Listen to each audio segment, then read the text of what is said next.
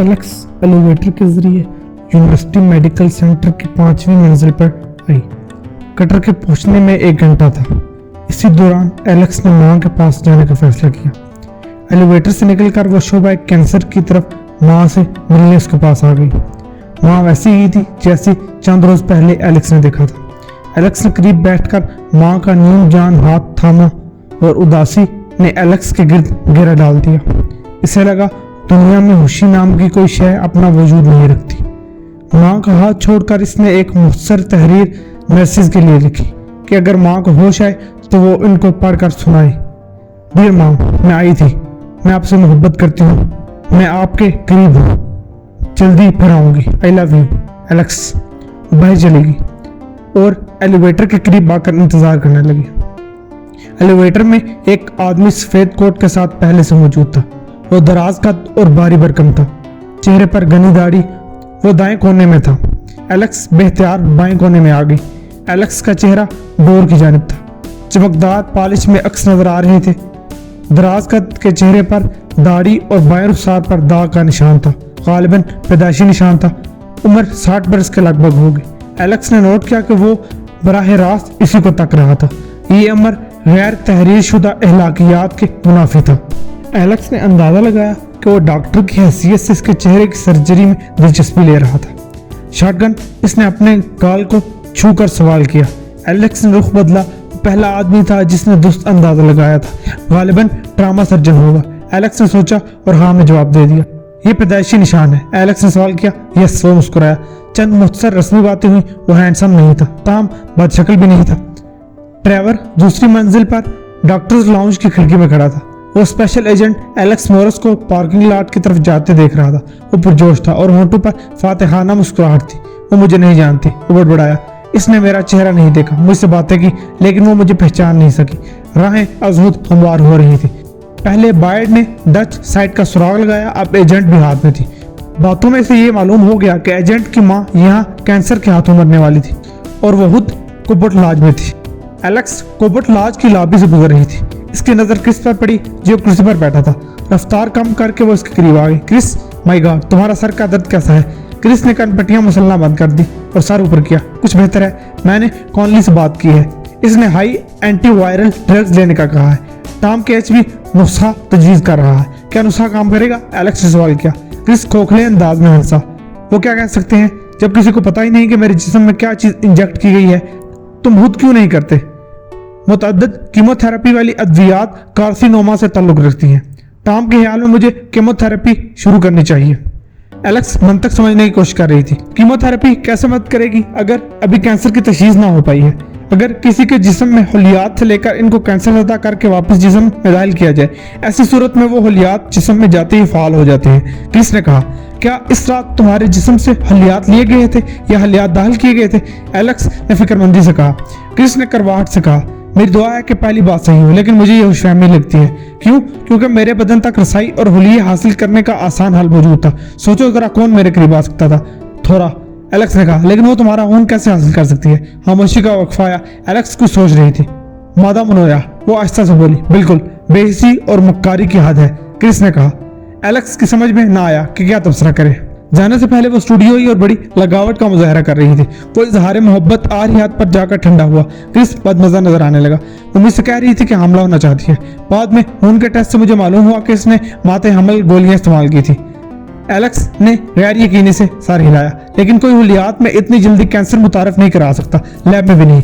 मुझे यही उम्मीद है, इसलिए कीमोथेरेपी कराने नहीं गया। एलेक्स ने यकलख इसे गले लगा लिया। क्रिस के बदन में तनाव की कैफियत पैदा होगी, फिर वो ढीला पड़ गया। इसने भी एलेक्स को बाहों में ले लिया। इसका बदन कांप रहा था। चलो ऊपर चलते हैं, एलेक्स ने कहा। किल्मर को लॉबी में मिलना है। ऊपर जाने से पहले एलेक्स ने किल्मर के लिए इस्तकबालिया पर एक रुका छोड़ा। वो एलेक्स के लिए गैर रजिस्टर्ड शुदा गन लाने वाला था। वो दोनों एग्जीक्यूटिव फ्लोर पर स्वीट में चले गए। एलेक्स खिड़की पर गई। क्या तुम्हारा दोस्त पहुंच रहा है? क्रिस ने सवाल किया। किसी भी वक्त पहुंच जाएगा। तुमने इसे क्यों मुंतखब किया? कटर इन्वेस्टिगेशन सपोर्ट यूनिट में तवील अरसे तक काम कर चुका है। इससे पहले वो वियतनाम में रहा है। बहुत काम का आदमी है। दस्तक की आवाज पर वो बेडरूम से गुजरकर बैरूनी दरवाजे तक गई। बाहर किल्मर खड़ा था। इसके हाथ में एक डब्बा था जिसने एलेक्स के हवाले कर दिया। 9 mm है, विल किल्मर ने बताया। शुक्रिया। तुम्हारे सर का दर्द कैसा है? शुक्र है मैं ठीक हूँ, हाल में कुछ देर बैठूंगा। वो वापस पलटा। ठीक है। एलेक्स ने हाथ हिलाया और दरवाजा बंद करके लिविंग रूम में आ गए। क्रिस बोर्बन पी रहा था। एलेक्स ने दरियाफ्त किया कि दर्द सर की वजह क्या हो सकती है। मैं ये समझ रहा हूँ कि इस कार्रवाई से पहले हम तीनों को गाफिल कर दिया गया, पता ही नहीं चला, लेकिन ऐसा कैसे किया गया समझ में नहीं आता। बहरहाल किल्मर और बेन अगर ठीक हैं तो क्रिस की बात अधूरी रहेगी। दस्तक की आवाज ऊपर तले 3 मरतबा आई। कट रहा है। एलेक्स खड़ी होगी। क्रिस भी साथ चल पड़ा। बाहर चमकीली आंखों वाला एक दराज कामत आदमी खड़ा था। एलेक्स ने मुआनके के बाद इसे अंदर मदू किया। यकीनन आप डॉक्टर क्रिस शेफर्ड हैं, खुशी हुई मिलकर आपसे। कटर ने मुसाफिहा किया। सूरत हाल मजीद बदतर हो गई है। नशिस्त जमने के बाद एलेक्स ने कटर को डॉक्टर की कैफियत से आगाह किया। कटर खिड़की के पास खड़ा था। एलेक्स बेड पर क्रिस के साथ बैठी हुई थी। इसके हाथ में ट्रैश कैन था। 20 मिनट कबल क्रिस ने पहली क्या की थी, मैं इन अद्वियात का आदी नहीं हूं जो मैं ले रहा हूं। क्रिस ने दोनों हाथों से पेट दबाया। कटर तुम क्या कर सकते हो? एलेक्स ने पूरी उम्मीद नजरों से जान कटर को देखा। वो खिड़की से पलटा। क्या कोई सूरत है कि शिकार की ऑटोप्सी की जा सके? कटर ने सवाल किया। मसलन तुमने बताया था कि विलियम बेड ने खुदकुशी कर ली है और यह कि तुम्हारे नजदीक वो खुदकुशी नहीं थी। किसी मर्डर इन्वेस्टिगेशन की गैर मौजूदगी में ये मुमकिन नहीं है और मकामी इंतजामिया इस नजरिए पर यकीन नहीं करेगी जिस पर हमें यकीन है। एलेक्स ने जवाब दिया। मैं समझता हूँ, वो बोला। मैं सोच रहा हूँ कि शायद क्रिस को जो ड्रग इंजेक्ट की गई है वो इस काबिल है कि कैंसर में मुबतला कर दे और सुराग भी न लग पाए। क्यों ना तुम इस बात को बायो वेपन के तौर पर पेश करके ब्यूरो को मुलविस करने की कोशिश करो। जरा थम कर वो फिर बोला। ये आइडिया बेकार नहीं है, लेकिन खून में नामालूम कंपाउंड अलग करना पड़ेगा। लेकिन कैसे? एलेक्स ने क्रिस की तरफ देखकर कहा। हम लाइलम है कि खून में क्या तलाश करना है। डॉक्टर क्रिस ने कमजोर आवाज में कहा। ये रेडियो एक्टिव मेटल या रेडियो वायरस हो सकता है या फिर टॉक्सिन। ये भी नहीं मालूम कैसे ट्रेस किया जा सकता है या नहीं। जान कटर के चेहरे पर मायूसी नजर आई। क्या कोई भी नहीं है जो हमारा ये काम कर सके? क्रिस ने सोचते हुए कहा। पीटर कॉनली कोशिश कर सकता है, अगर मैं सैलून कैटिंग तक प्रवास कर सकूं। कटर तुम कुछ कर सकते हो? एलेक्स ने सवाल किया। कुछ ज्यादा नहीं, चंद डोरियां हिला सकता हूँ कि मुकामी इंतजामिया वकील एंड्रयू की निगरानी पर आमादा हो जाए। कोई ऐसी हरकत करने पर माजूर हूँ जिसकी बुनियाद पर ब्यूरो के रेडार पर नजर आऊं। पस मंजर मैं थोड़ा बहुत कर लूंगा। कटर ने साहब गोई से कहा। मैं कदर करती हूँ, लेकिन इतने हल्के फुल्के इकदाम से ये मनहूस रुकने वाले नहीं। बरसों से ये मकरू धंधा चला रहे हैं। मेरी मुदाहलत ने भी इनकी रफ्तार में कोई हलल नहीं डाला। विलियम ब्रैड की ताज़ा मिसाल सामने है। इनका तरीका वारदात ही कुदरती मालूम होता है, लिहाजा वो न डर है। कटर के जबड़े भींच के। ये बेरहमी है, लेकिन हमारे लिए अच्छा भी है, क्योंकि ये अगर ज़ेर ज़मीन चले जाते तो हम तारीकी में भटकते रहते। क्या समझे? अच्छा नुक्ता है, एलेक्स ने जवाब दिया। इस वक्त बेहतरीन चाल ये होगी कि नोकदार छड़ी के जरिए से वकील को छेड़ो। मैं अपना काम करता रहता हूँ, देखता हूँ हवीस की बुनियाद में क्या है। एलेक्स के चेहरे पर उम्मीद मजीद गहरी हो गई। कटर ने डॉक्टर को मुखातिब किया। डॉक्टर तुम्हारा ये रोल है, कीमोथेरेपी पर ही रहो, तुम्हारी ड्यूटी खुद को बचाना है। क्रिस ने इस बात में सारी लाया। जॉन कटर एलेक्स को लेकर दूसरे कमरे में आ गया। कुछ देर बाद एलेक्स वापस हुई तो देखा डॉक्टर गर्दन तक चादर लेकर सो चुका है। क्रिस सेलफोन की आवाज से बेदार हुआ। इसने गर्दन घुमाकर पर्दों की तरफ देखा जहां से आफताब की किरणें झलक रही थी। एलेक्स करीब दूसरे बेड पर सो रही थी। क्रिस ने नाइट टेबल पर हाथ फेरकर फोन उठाया। हेलो। क्रिस नस्वानी आवाज में तशवीश थी। तुम कहाँ हो? आवाज थौरा की थी। मैं जैक्सन। तुमने बेन को मिसिस जैक्सन की तहवील में छोड़ा है। वो नहीं जानती कि तुम कहाँ हो। ये सच नहीं है। वो जानती है कि मेरा टाउन से बाहर जाने का इम्कान मौजूद है। इसने मुझे बताया है कि किसी एलेक्स नामी औरत का फोन आया था बेन के लिए। ये एलेक्स कौन है? क्रिस उठ बैठा, फिर बेड से नीचे उतरकर दूसरे कमरे में आ गया। मुझे एक मरीज के लिए यूनिवर्सिटी मेडिकल सेंटर आना पड़ा। बदहवास होने की जरूरत नहीं है। तुम कहाँ हो? ग्रीनवुड में हूँ। और कहाँ? थौरा की आवाज अब भी नॉर्मल नहीं हुई थी। क्रिस वहाँ क्या चल रहा है? क्रिस फोन पकड़ने में भी कमजोरी महसूस कर रहा था। इसका जवाब दे रहा था। वो रूह की गहराइयों से चीखना चाहता था और खुद से लड़ रहा था। ये कमजोर कशमकश थी। एलेक्स फरियाद कर चुकी थी कि थोड़ा सुना लिया जाए, लेकिन पैमाना सब छलक पड़ा। शेनलिन सिंह के बारे में बताओ। वो वहीं है जहां से होना चाहिए। वो चीख पड़ा। अब यकल दूसरी जानब खामोशी छा गई। या वो वहां है जहां मुझे होना चाहिए। क्रिस ने कड़वे लहजे में कहा। क्रिस तुम क्या बात कर रहे हो? मैं जानता हूं कि स्टूडियो में मिलाप से पहले तुमने माने हमल की गोलियां इस्तेमाल की थी। थोड़ा अचानक खांसने लगी। कोई जवाब नहीं दिया। मेरे पास वो फोटोज भी हैं जिसमें तुम उरिया हालत में इस मरदूद के साथ खड़ी हो। अहमक औरत, तुम्हें मालूम नहीं कि तुम इस शैतान का 10वां शिकार हो। क्रिस गुस्से से कांप रहा था। इस बार दूसरी जानब से रोने की आवाज आई और एक मर्दाना डकार। वो तुम्हारे साथ है? कुत्ते को खून दो। कोई जवाब नहीं आया। मैं जान गया हूं कि तुम क्या कर चुके हो। शायद मैं 1 साल में मर जाऊं, लेकिन तुम दोनों भी बच नहीं सकोगे। बच भी गए तो जेल की हवा खानी पड़ेगी। वो सिस्कियों के साथ रो रही थी। थोड़ा तुमने मासूम बेन का भी ख्याल ना किया। वो चीख उठी। बाकायदा मातम कना थी। क्रिस ने फोन बंद कर दिया। वो नीम तारीकी में खड़ा सर तपा लर्ज रहा था। वो तनहा नहीं था, कोई करीब आ गया। वो एलेक्स थी। ये तुमने क्या कर दिया? एलेक्स ने सवाल किया। मैं अब इस अदाकारी करने से माजूर हूँ, लेकिन इस तरह जान कटर का मंसूबा बर्बाद हो सकता है। एलेक्स ने हमदर्दी से समझाया। नहीं, ऐसा नहीं होगा। क्रिस ने कहा। जान ने छेड़ने के लिए कहा था। वकील की बजाय मैंने नोकदार छुरी थोड़ा को चुबो दी है और ये काम वो वकील के साथ करेगी। ऐसा तजर्बा वकील के लिए नया होगा। थोड़ा घबराहट का शिकार हो गई है, वो लाजमी छड़ी से वकील को छेड़ेगी जैसा कि कटर ने कहा था। एकदम वो खामोश हो गया। वो तुम्हारे बारे में पूछ रही थी, क्रिस ने एलेक्स को बताया। एलेक्स ने मुस्कुराने पर इत्तेफाक किया। तुमने थोरा से शादी क्यों की? क्या उसने मुतासिर किया था? एलेक्स ने बेतकल्लुफी से सवाल किया। क्रिस ने जवाब देने में वफा लिया, नहीं, मैंने यूं नहीं सोचा था, लेकिन फैसला करने से पहले मुझे कुछ और भी सोचना चाहिए था। एलेक्स ने सर को असबाती जुम्बिश दी। मैं समझने से कासिर हूं कि वो क्यों ऐसा कर रही है। मेरा मतलब है कि अगर वो तलाक लेना चाहती है तो मैं तलाक देने के लिए तैयार हूँ। मेरे ख्याल में ये सब बेन की वजह से। वो जानती है कि बेन तुमसे कितनी मोहब्बत करता है। मौत से कई मसले हल हो जाते हैं। एक तो वो बावकार बेवा के रूप में डल जाएगी, बजाय इसके कि खुद गर्ज मुतलका कहलाए, और बावकार बेवा का रूप खूब निभा लेगी। हाँ, तुम दुरुस्त कहती हो, इसने आह भरी, लेकिन मुझे कुछ नहीं बोला। लोग मुझे भी खूबसूरत समझते थे। एलेक्स ने सरगोशी की। प्लास्टिक सर्जरी के बाद सूरत हाल कुछ बदल गई। तुम अब भी पुरकशिश हो, सर्जरी से ज्यादा फर्क नहीं पड़ा। क्रिस ने गौर से देखा। एलेक्स हंसती हुई बाथरूम की तरफ चली गई। क्रिस ने बैग उठाकर खोला और कई अद्वियात निकाल ली। एलेक्स वापस आई तो वो बोला, मुझे गंजा होने में देर नहीं लगेगी, कीमोथेरेपी बाल उड़ा देगी और अच्छे लगोगे। एलेक्स मुस्कुराई। अच्छा, हिसाब बराबर कर रही हो? वो हंसा। कुछ देर खामोश रहा, फिर गोया हुआ। मेरे बचने का बेहतरीन चांस इसमें है कि वो चीज ट्रेस हो जाए जो मुझे खत्म कर रही है। क्या कहना चाहते हो? पीटर कॉनली, क्रिस ने जवाब दिया। वो जो कुछ भी है वो रेडियो एक्टिव नहीं, वरना एक्सरे अलामात दिखा देता। जिस्म के हुलियात से लेकर इन्हें तब्दील शुदा हालत में फिर मेरे बदन में दाखिल किया गया है, और ये लिन सिंह के बस की बात नहीं है। एंड्रयू दिल ही दिल में नफरत अंगेज गालियां एलेक्स के लिए इजाद कर रहा था। इसकी गाड़ी जैक्सन के शुमाल में 10 मील के फासले पर थी। इसे अंदाजा था कि 2 गाड़ियां इसके ताकुब में हैं। दोनों सरकारी सेडान थी और उन्होंने ताकुब को पोशीदा रखने की कोशिश भी नहीं की थी।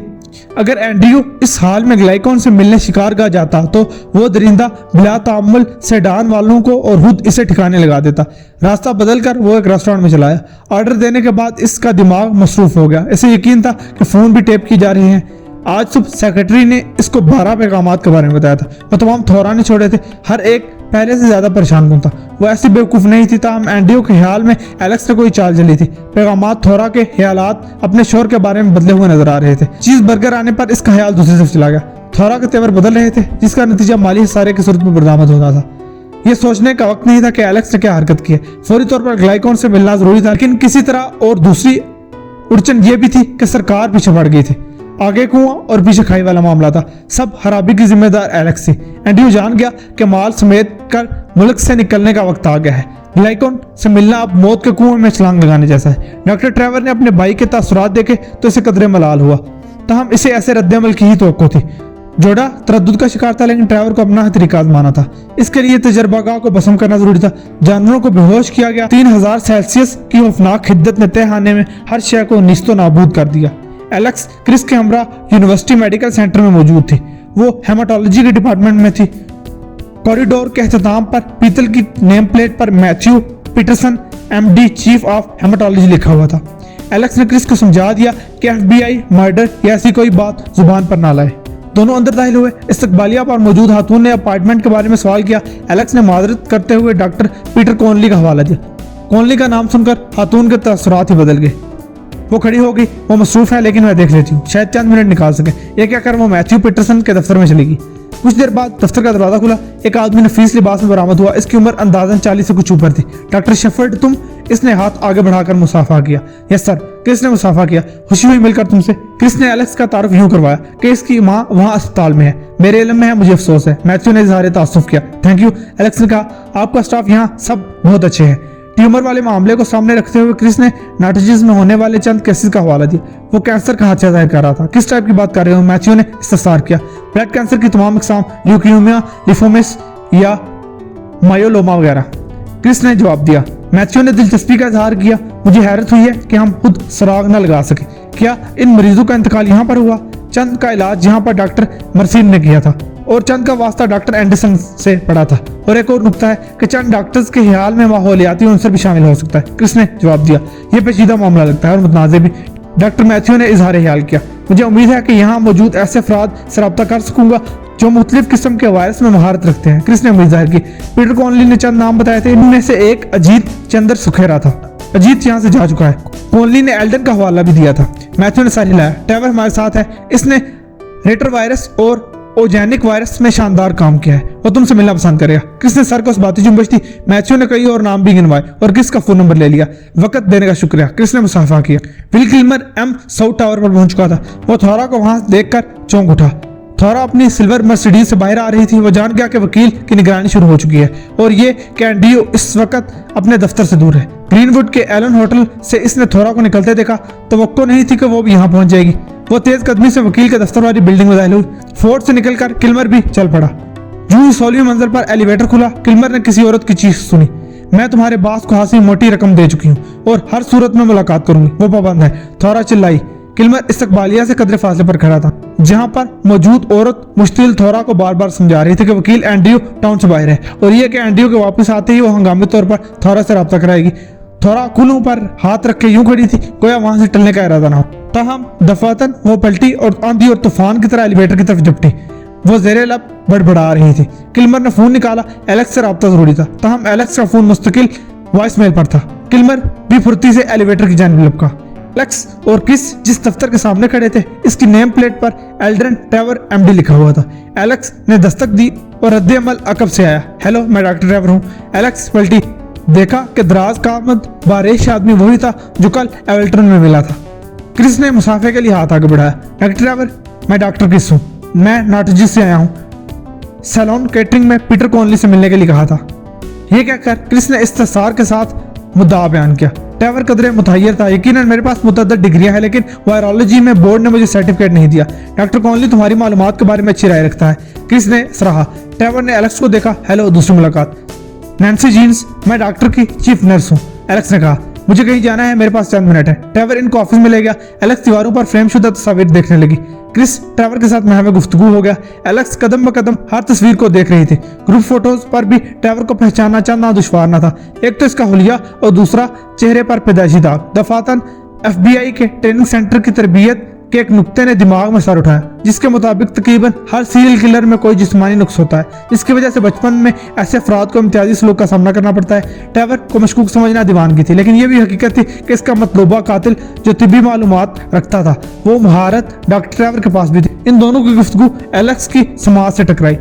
ताहम तिब्बी इस्लाहात इसके सर से ऊपर से गुजर गई। मान वो एक फ्रेम के सामने थम गई। वो एक किला नुमा इमारत थी जिसके सामने ट्रेवर खड़ा था। ट्रेवर के साथ जो आदमी था, इसने आर्मी यूनिफॉर्म पहना हुआ था। इमारत की पेशानी पर VCP लिखा था, जबकि ट्रेवर के लैपटॉप पर कोट पर भी VCP के हरूफ मौजूद थे।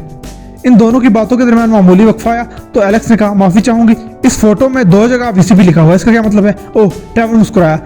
वो एंटर कैंसर प्रोजेक्ट वो सरकारी प्रोजेक्ट था जो वियतनाम में लड़ने वालों के दरमियान कैंसर की बुलंद शरह की तहकीक के लिए था, जिसमें दूसरी जंग अजीम और कोरिया वार के फौजी भी शामिल थे। एलेक्स ने दूसरा सवाल करना चाहा था। हम क्रिस ने सवाल दाग दिया। कैंसर वार्ड में जो मौत हुई, इनके खून के नमूने तो महफूज किए गए होंगे। एलेक्स की रफ्तार नब्ज बढ़ गई। इसका भी एक मरीज यहाँ लकमा अजल बना था। अगर खून के नमूने हों तो इनमें मुश्तरका कार्सिनोजिन दरियाफ्त किया जा सकता है। इस तरह मास मर्डर का नजरिया सामने आ जाता। ट्रेवर ने जवाब में जाहिर है इस बात में सर हिला दिया। मैं ऐसे मरीजों की फहरिस्त दे सकती हूँ जिनके बारे में हम शकूक शबहात रखते हैं, जैसा कि क्रिस ने बताया होगा। ट्रेवर बज़ाहिर मुस्कुराया। मैं ऐसी कोई फहरिस्त डॉक्टर मैथ्यू तक पहुंचा सकता हूँ। एलेक्स ने हिजानी कैफियत पर काबू पाया। कलम निकाल कर इसने सवाल किया, क्या मैं ऐसे पैड पर लिख सकती हूँ? क्यों नहीं? एलेक्स ने लिखना शुरू कर दिया। यह पागलपन मालूम होता है। क्रिस ने कहा, मैं हैरान हूँ, क्या यह मुमकिन है कि कोई किसी मकसद के तहत इंसानों को कैंसर के हवाले करे? ऐसी अनोखी बात मैंने पहले नहीं सुनी। तुम्हें यह ख्याल क्यों कर आया? ट्रेवर ने सवाल किया। मज़कूरा मरीज की हलाकत की कोई और वजह सामने नहीं आई, अगरचे बज़ाहिर ये सब कुछ कुदरती मालूम होता है। क्रिस ने कहा, इसके बावजूद तुम समझते हो कि कैंसर को हथियार बनाकर कत्ल की वारदातें हुई? बेशक, और कातिल कोई डॉक्टर है। क्रिस ने कहा। डॉक्टर ट्रेवर हंस पड़ा। माजरत हूँ, समझ में नहीं आता क्या कहूँ। कोई कानून नाफिज करने वाला इस नजरिए से इत्तफाक करता है? हाँ, एलेक्स ने तेज से कहा। डॉक्टर, दरअसल मैं FBI की स्पेशल एजेंट हूँ। हम इन केसेस को देख रहे हैं। क्या मैं तुम्हारी शनाख्त देख सकता हूँ? इसराइली तौर पर एलेक्स का हाथ हरकत में है और वो वाकईतन मुंजमद होगी। मेरी ID होटल में है। डॉक्टर क्रिस, मुझे खुशी होगी कि मैं तुम्हारे कुछ काम आ सकूं, लेकिन अगर डॉक्टर मैथ्यू के मामले के कानूनी पहलू का इल्म हो गया तो वो यकीनन बदमजा हो जाएगा। मुझे बातचीत को उस वक्त तक मुलतवी करना पड़ेगा जब तक ये ऑफिशियल हैसियत इख्तियार नहीं कर लेती। इसने घड़ी में वक्त देखा। मुझे मीटिंग में जाना है, ताहीर हो रही है। मैंने गलती कर दी। क्रिस ने कहा, गुफ्तगू का रुख मर्डर की तरफ नहीं होना चाहिए था। अब जो होगा देखेंगे। एलेक्स ने तसल्ली दी। ट्रेवर के बारे में तुम्हारी क्या राय है? क्रिस ने शाने झुकाए। कोई अनदेखी खास बात है इसमें? क्रिस ने जवाब दिया, खास नहीं, अजीब। मैं काफी अजीब महसूस कर रही हूँ। एलेक्स ने कहा, तुम आराम करो, मैं डॉक्टर मैथ्यू से मिलूंगी। क्यों?